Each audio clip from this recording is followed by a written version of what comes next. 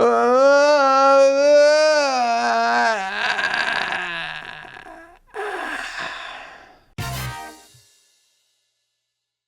everybody, welcome back to another brand new episode of Business Blaze. I am your boy with the Blaze. Danny has written us a script. Sam will add some memes at some point in the future. Obviously, I don't know what they are. I watch them later.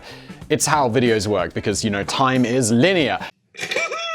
I'm a college man! I have a couple of things to explain. One, my sign isn't working because my transformer seems to be broken. I turn it on and then it immediately turns off. So I think I need to buy a new transformer for it, which kind of sucks because I'm sure it's going to be a massive pain in the ass. Also, there was enormous joy on last episode where everyone pointed out that it was so great that my heater made it into the video. Good old ETA. And that also, 99% of the comments were like, oh, Simon got a PS5 early. I wish. I mean, I don't. I just play it. I actually have I have a PS4. I have an Xbox X. What's it called? Xbox One X Turbo? I don't know. Whatever it is, it's pretty great. I don't really play it. I play it maybe once a month. I don't play the PS4 at all. I bought that VR thing. It just made me really sick. Anyway, I don't know why I buy these things. It's not like I do anything else other than Blaze. And by Blaze, I mean work. Okay, ETA. Let's crack on. There's also my co-host, me, Danny, Sam, Brian the meme accountant, and ETA. I'm usually... what's this video about, Simon? This video is about the Bulgarian who legally scammed Spotify for $1 million. And I'm not sure there, Danny, but if it's legal, is it a scam? Allegedly. I'm not usually at the very front of the queue when it comes to adopting a new audio format. It took me a while to move from brown wax concert cylinders to vinyl records, which I found had much better packaging and artwork, and Danny probably still is on vinyl records. Then, just after I'd built up a big collection of vinyl records, everyone turned to CDs. Oh no! Technology. I mean, I guess we're going to be on digital for forever, right? It's not going to be like suddenly we're like, oh yeah, we love physical media. Bring it back.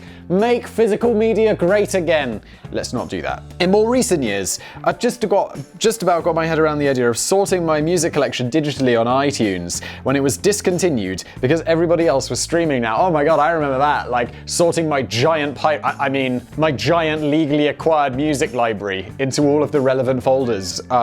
I mean, why would I need to do that? All of the stuff was legally acquired and fully labeled properly with all of the right artwork that I didn't have to download from a website called... Oh, I don't remember, but it had all the... I mean, it allegedly had all the metadata for music that was legally acquired.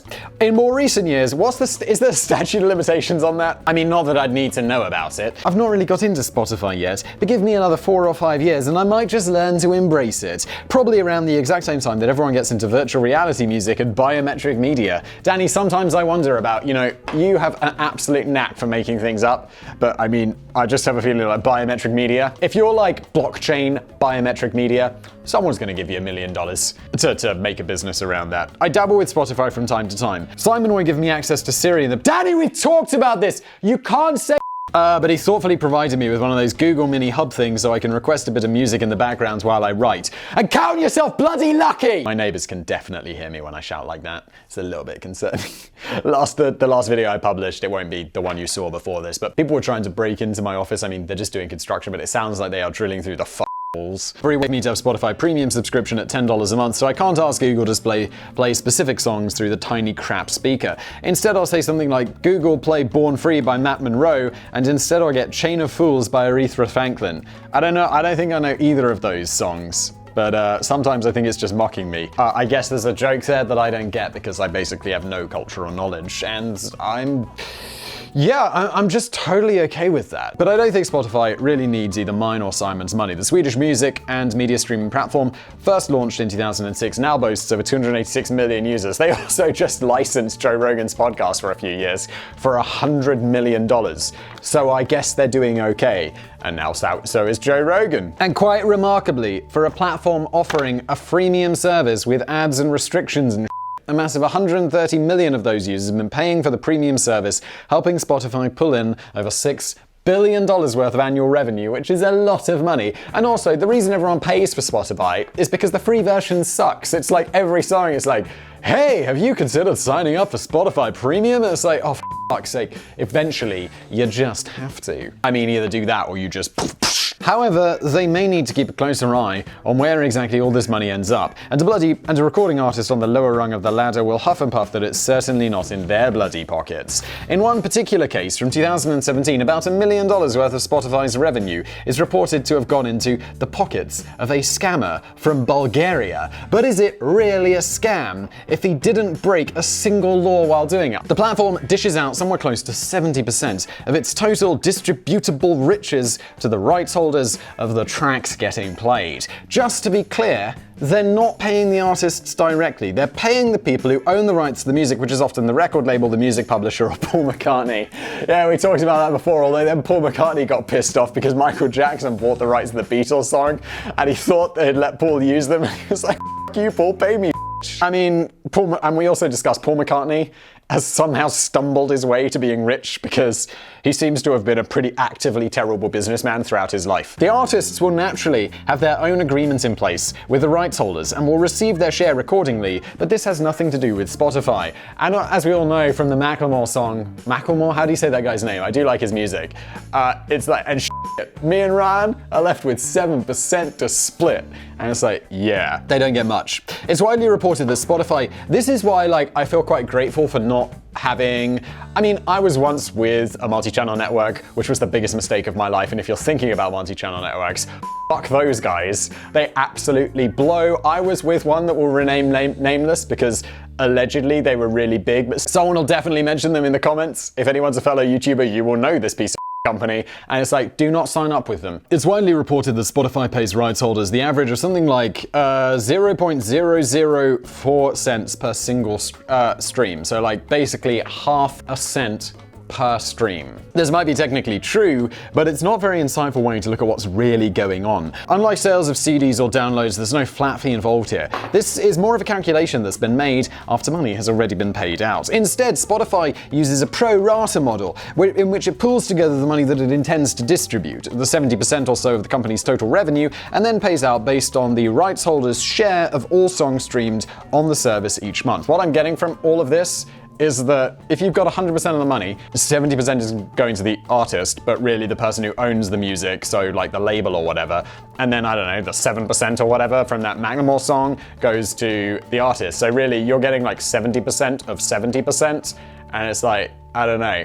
That doesn't seem like such an awesome deal. Now, this is good news if you're somebody like Taylor Swift and you've managed to rack up 3% of all streams on Spotify in July. Oh my god. That means you're going to end up with 3% of the total pot, which is going to be a pretty massive payout. I thought Taylor Swift was specifically not on Spotify because she didn't want to, I don't know, but then everyone eventually gets on Spotify because money. But it's less exciting if you're in a band like Ned's Atomic Dustbin. You may have a small and devoted following who are generating tens of thousands of monthly plays, but your slice of the total cake is going to be close to pitiful. Yeah, if I got tens of thousands of monthly views on YouTube, it sounds like a lot, but it is not. 10,000 views would get me $40. So let's say tens of thousands, 30,000 views a month gets me $120. I mean, great, but it's not exactly paying my rent. The Mercury Prize nominated but relatively low-key UK electronic musician John Hopkins summed up his feelings quite succinctly in a tweet back in 2011. Got paid £8 for 90,000 plays.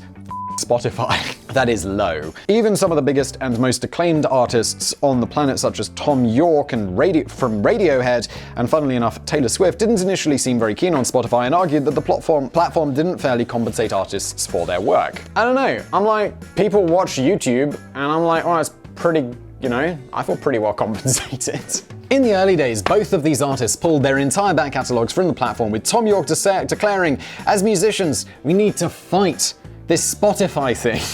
I guess they fought a bit and then surrendered. Both the back catalogs of both artists have discreetly returned to the service in recent years. Maybe there's a better and fairer way to provide the lesser-known, hard-working artists a fairer income instead of putting all the money generated from their streams into a massive pot, which then largely gets drained by the megastars. And we'll return to that thought later. Well, no, it doesn't make sense. That doesn't make sense. I wouldn't expect to make more, using YouTube as an example, I wouldn't expect PewDiePie to get paid less per view compared to me just because I'm smaller. That makes no sense. The solution is I should get more views, which is what I work on because it's called a career. But for now, let's talk about communism.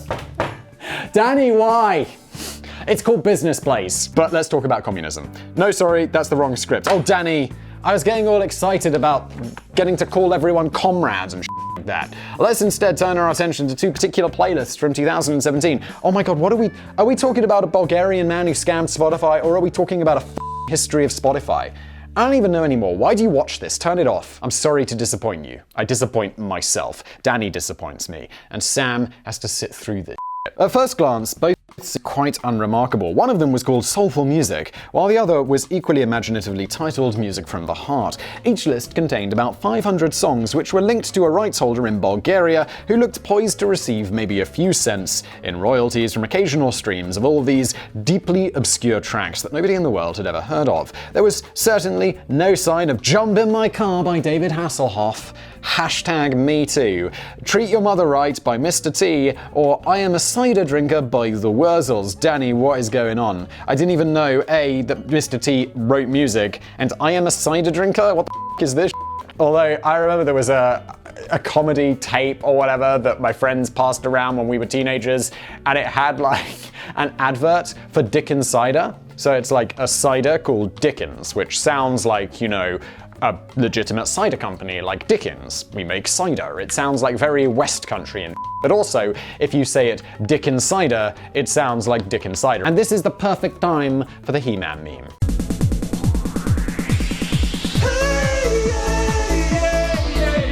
But then these playlists started popping up in unexpected places. Specifically, they started appearing on Spotify's confidential playlist charts, which are sent around the music industry every week. As the name implies, these charts are never made public. Spotify just sends the private charts to record labels and major rights holders so the recipients can keep tabs on which songs and artists and playlists are generating the most revenue this week. It can prove to be quite useful information for those times when you're meeting up with Tom York at the golf course and you need to tell him how many thousands of pounds he earns from this damn no-good Spotify service. Look, Tom York is the player who's in Radiohead. I don't think he's going to be interested by the thousands of pounds.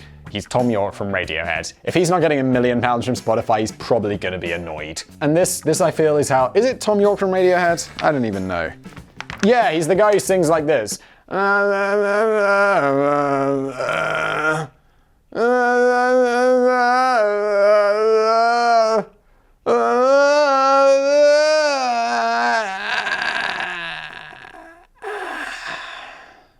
And it was a guy from a major record label who... I do quite like Radiohead, but it is a... And it was a guy from a major record label who first noticed something a little fishy about the latest confidential playlist charts. On the charts, dated 23rd September 2017, the Bulgarian playlist, Music from the Heart,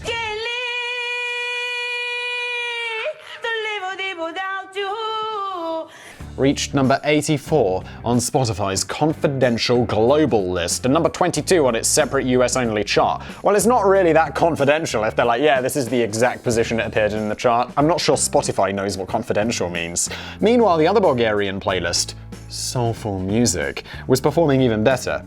That one sat at number 35 on the global chart and number 11 on the US chart. Somehow, two playlists of 500 unknown songs had managed to generate millions and millions of plays between them and were outperforming stacks of other playlists owned by major record labels. Digging a little deeper into the playlists, we can see that they contained such golden greats as Spaghetti Stetson, Silver Moon, Carousel Waltz, Clip Clopping Along, and a recording of the often overlooked classic Hickory Dickory Dock. But it's interesting to note that every track on both lists had a duration of just over 30 seconds. Now, unless you're playing an album by Yoko Ono, and now I've had to think of Yoko Ono. Although, to be fair, I did think of her while I was doing that Tom York impression. That would usually be regarded as quite a short and snappy running time for a song. But by an extraordinary coincidence, 30 seconds just happens to be the minimum required length for a track to get registered as a play by Spotify. I'm surprised they published that. I don't think YouTube actually published the information of how long you have to play a video before it counts as a view. The story gets weirder when you see just how many people were playing these tracks. There weren't that many at all. Both playlists had seemingly attracted about 1,200 followers apiece. That might sound like a reasonably healthy figure if you were in a cult band called Penis Flytrap. No. Wow, yes, it is a band. And their top songs: Queen, Eat, Sleep, Fuck, Photo of a Man, Sticky Vowels, and hermaphrodite. What's going on? What's going on? But when you stop to consider that these lists were generating tens of millions of plays, it's difficult to see how this could have been achieved by such a relatively tiny number of followers. One theory is that this small but dedicated following simply adored tracks such as Protest March Drums so much that they took a week's vacation from work just to sit and play the song over and over again without sleep. But that sounds a bit far-fetched. Some media outlets have described the songs and playlists themselves as fake, but that's not really true. The rights to each and every track were legitimately acquired by a guy in Bulgaria, probably quite cheaply from a music publisher who was offering a bargain bundle deal on 1,000 tracks that nobody else wanted. It's those 1,200 followers that weren't quite what they seemed, although they couldn't accurately be described as fake. It's believed the individual from Bulgaria, or it could possibly have been a collective, purchased those 1,200 Spotify premium accounts at just under $10 a month each. Paying for the premium accounts would have been the only way to play all the tracks repeatedly on a loop without any restrictions or constant interruption from ads. And that's exactly what those accounts did. Most likely using a clever automated bot system, all of these 1,200 Spotify accounts were set up to play all the tracks on each of the two lists on a constant, never-ending loop for months. Okay, apparently this was legal. I'm sure there's something in the terms and conditions. Maybe there wasn't, which is why this is quite so clever. But let's see. Now, this might be considered a ridiculously expensive and long-winded way of going about things. Yeah, but I'm betting they ran the numbers on it, and it actually turns out to make them quite a bit of money. Spoiler alert. Purchasing 1,200 premium accounts at $10 each would have meant forking out $12,000 a month, not to mention the other costs involved in acquiring the rights to the tracks and setting up the automated system. Probably not that high for those latter two. Like cheap royalty-free, or like royalty-free stuff. If it's cheap, is cheap. It's not expensive. It's maybe a few dollars per song. But then you have to consider the potential payouts. The amount of revenue that Spotify distributes to individual rights holders is not for public consumption, but let's go back to that average of 0.4 cents per stream as at least the starting guide. Within the period of 1 month, 1,200 Spotify accounts could rack up 103 million plays of a 30-second song between them. That's just over $415,000 in the bank for the rights holder, and it only applies to those two lists over a single month. It's speculated that the mystery man from Bulgaria may also have been running several other suspicious playlists with accompanying premium accounts over a period of months. The lists may have performed pretty well, but maybe not well enough to get into the confidential playlist charts. So he could have been raking in way over $1 million from this whole operation. Can you imagine being this guy, just like retired, like mega rich or whatever, and you're like talking about it, like, wow, how did you get so rich? Well, let me tell you a story about Spotify. In fact, it might be the case that it's only because these two lists performed too well and unexpectedly found themselves in the chart that the scheme was detected at all. When the alarm was first raised, the vast majority of tracks for both playlists were swiftly deleted by Spotify. But was it actually a scam? That's the question. The Bulgarian DJ master didn't break the law or even a single one of the platform's terms and conditions. That is smart. But it's obviously troubling that he appeared to have raked in such an extraordinary amount of money which would have otherwise gone to authentic recording artists. And look, I mean, this is on YouTube as well. It's not like quite the same, but there are people out there who just make like, it's getting better, but like just recycled content or content that's ripped off from somewhere else. And I'm like, well, I don't think they're really stealing my money. And it's like even with this sort of thing, I'm like, yo, yeah, okay, maybe you rip them off for a little while, but you know, it's not gonna be something you do forever.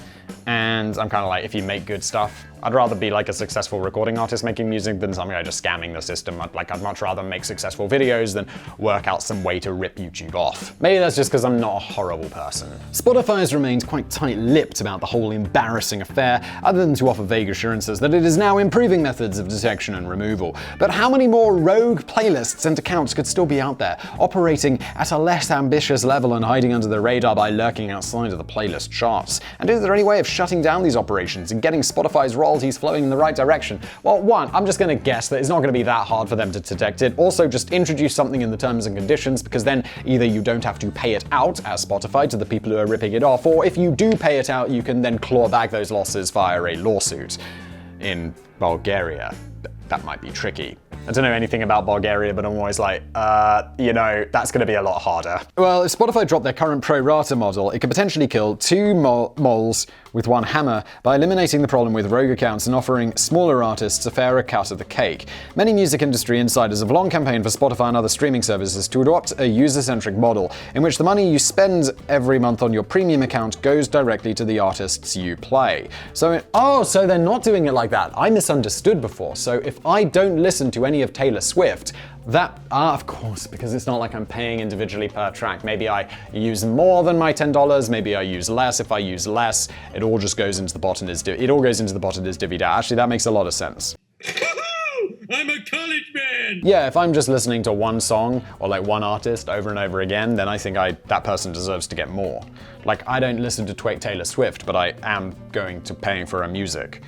And more sadly, Yoko Ono and Justin Bieber. People who upset me. Yoko Ono more, but Justin Bieber's music is terrible. Like, I've told this story before, but I was like, there's got to be something to this Justin Bieber, because he's mad famous. I've never heard his music, but I go onto Spotify and I listen to it, and I'm like, this makes me want to deafen myself. To literally go stand next to a Saturn V rocket while it is taking off until my ears are bleeding and I can no longer hear. So in other words, if you play nothing but Ned's Atomic Dustbin all month long, then the distributable portion of your monthly account fee, about $7, will go to the rights holders of those specific songs instead of getting dumped into a big pot and then getting largely sucked up by the likes of Justin Bieber. Your own money goes directly or maybe indirectly to your favorite artists. That sounds great, but I'm sure there's a reason they're not doing that.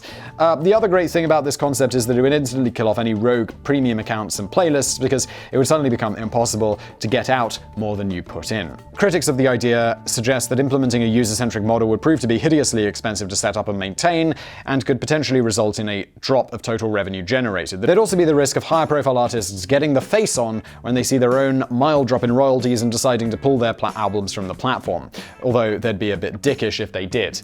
Well, yeah, but I mean, one, it's like, as we discussed previously, it's the record labels who will make this decision, not the artists necessarily, and the record labels like money, and they're going to do what's in their best interests. They are completely okay with being absolute bellends, allegedly. So it'll be interesting to see exactly how Spotify evolves over the next few years, and whether the service will ever become capable of distributing fair royalties across the board without any of it getting diverted into the lap of mysterious Bulgarians. In the meantime, streaming services such as Spotify should perhaps receive at least some credit for changing the flow of a music industry which seemed utterly lost to piracy just over a decade ago. Oh my god, why was that? When peer-to-peer file-sharing services such as Napster, the Pirate Bay, and Audio Galaxy, wow, oh my god, I've never heard of any of those. I guess those dirty pirates must have been using these services like the Pirate's Bay. Terrible. When they first arrived on the scene at the turn of the millennium, I would never have imagined that the near future would see most internet users embracing the idea of actually paying for digital music again. Well, yeah, because it's way easier and it's super cheap. Like before, I mean, I'd always have to pay like £12 for a CD. And then that was great. That was the best times. We all loved that. And then I'd get 12 tracks that I could listen to, rather than all of the music ever created in the world for less per month. And £12 in the 90s, £12 in the 90s is like £20 a day or whatever, so I mean, come on. Just be warned that the $9.99 price tag for Spotify Premium is almost certainly set to rise significantly when the economy gets back on track. It's often been suggested by artists that the price is too cheap. Of course it is, they're the artists. It's also been suggested by consumers that it's too expensive. No Danny! And the monthly subscription fee could potentially widen the royalties pool. UK musician Tom Gray from the band Gomez, now a member of the Ivor Academy, makes a reasonable point about the proposed price hike. Stop saying it's price sensitive. Kids pay £8 for a skin in Fortnite, and we can't ask £12.50 for the entirety of all recorded music. Give me a break. Okay, I like Gomez, but you can off on this one. This is the sort of thing that someone like me would say on a YouTube video, and I would get told to right off in the comments, because yeah, they spend £8 on a Fortnite skin, maybe if they have £8. There are people who don't. And that feels way out of touch, Tom. Bonus Spotify scam. Ooh. If you're a fan of quiet, reflective music, then you might be interested in checking out the 2014 album from Michigan-based band Wolfpack. Oh, please tell me that means Wolfpack. That's awesome. Enter Sleepify. The ponderous work consisted of 10 completely silent tracks, lasting exactly 30 seconds each. Although the album can be a challenging listen at times, it's still better than Yoko Ono. Dude, like, silence is better than Yoko Ono? Obviously. Like, a screaming child is better than Yoko Ono. A Saturn V rocket launching 500 meters from my face is better than Yoko Ono.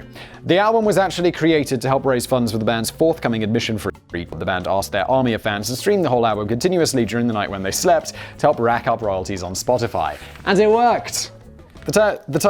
This totally silent album of nothingness raised $20,000 in royalties and funded the free tour, which was mapped around the areas that had generated the most streams. That's awesome. Sadly, the album was eventually pulled from Spotify as the claims it violated their terms of service. A follow-up EP called Official Statement was released by the band exclusively on Spotify, the second track of which was intended to give fans a chance to reflect on the end of their silent run from Germany, and it was 31 seconds of silence. This has been Business Blaze. I have been your boy with the Blaze. Danny wrote us a script. Sam will have added memes by the time you see this. Oh, I forgot you were there, ETA. Good job. Brian the meme accountant sometimes adds and counts the memes and all of that jazz. From all of us here at Business Blaze, thank you for this is like newscaster. From all of us here at Business Blaze, good night. Stay classy.